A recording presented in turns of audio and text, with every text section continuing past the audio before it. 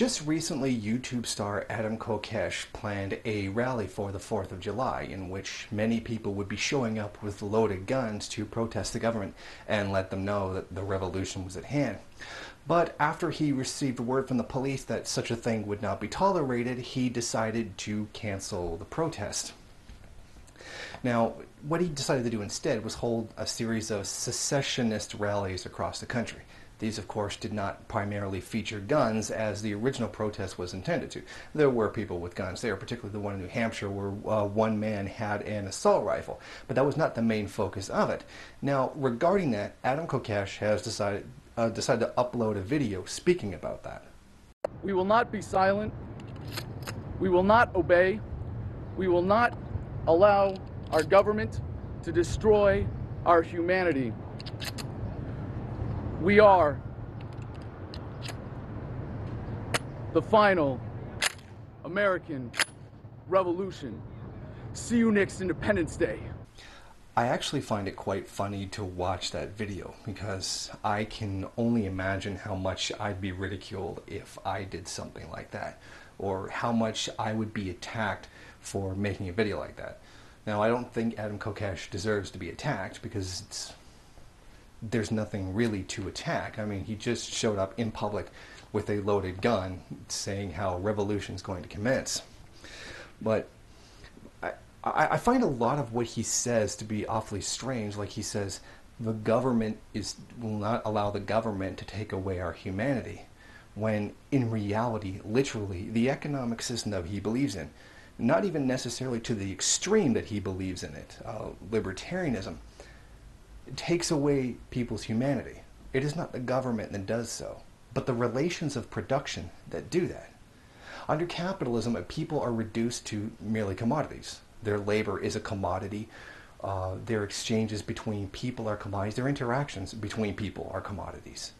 This is dehumanizing. This removes people's humanity, and this brings about all the kinds of social alienation that we experience today, and the, frankly, sometimes extraordinarily extreme social alienation that's seen in Japan. So I find it very funny that he would decide to point out that the government is taking people's humanity away, when in actuality it's the capitalist system and the social relations that spring from the productive relations that take away our humanity and dehumanize us to the level of commodities.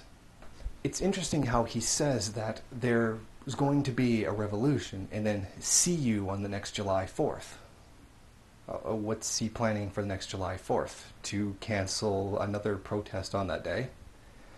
The video seems like a great deal of hyperbole. He spoke very vocally, very strongly about having a protest with guns against the government to put the government on notice that they were not going to take it anymore. Yet we have the same person, the man who organized this, simply just shut it down as soon as the police told him not to. I don't see how this is a rebellious act, or even a revolutionary act for that matter. I tend to see this same kind of thing over and over again with first world peoples. You don't see the people in Turkey or the people in Egypt or the people in Brazil saying, oh, we're going to cancel our revolutionary protest because the government told us not to. I mean, it's interesting to see all of this such revolutionary fervor from a white privileged first world perspective.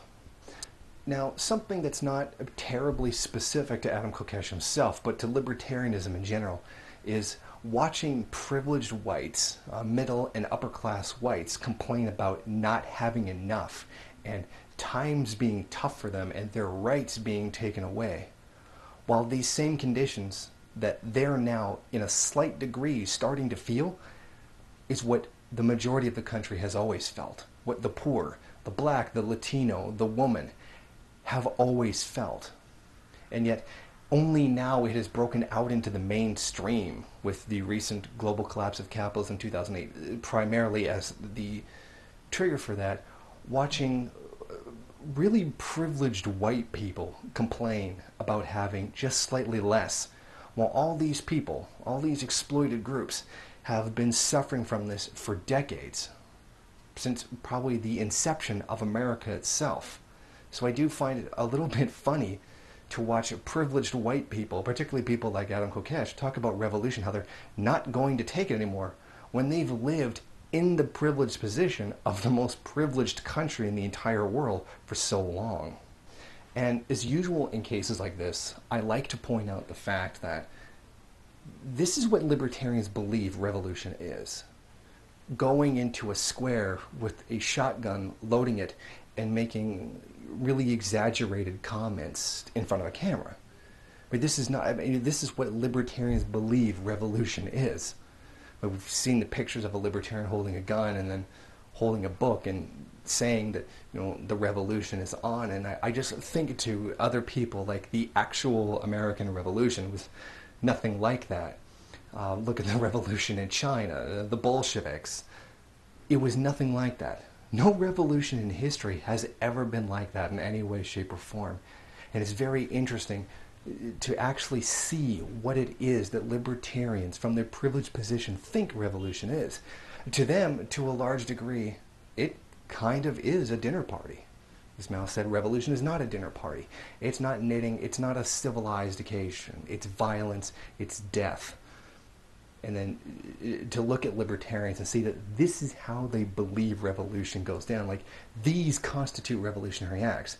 Just walking out into a street with a shotgun, proclaiming that the revolution is going to happen, while literally just canceling a protest because the police said that they didn't like it. And on a final note, I would like to point out, as I usually do, that look at what he's gotten away with being a privileged white. If this was a black man standing in the street with a shotgun, loaded, saying about how he's going to kill the government or take it down, that man would have been arrested practically on the spot. I can only imagine what would have happened if that was a leftist who had said that. Imagine a communist who had stood in the square with a loaded weapon and threatened the U.S. government. Think about that.